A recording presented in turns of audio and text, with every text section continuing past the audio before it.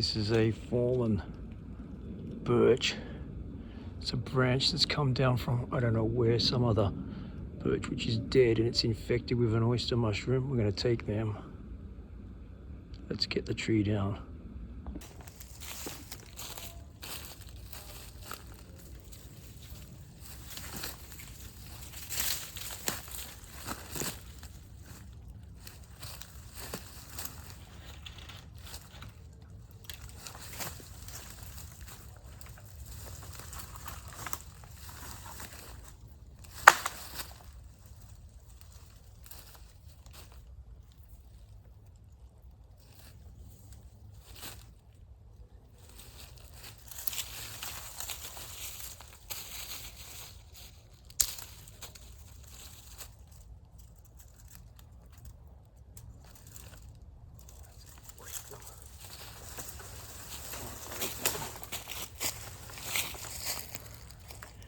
There they are, they're beautiful oyster mushrooms.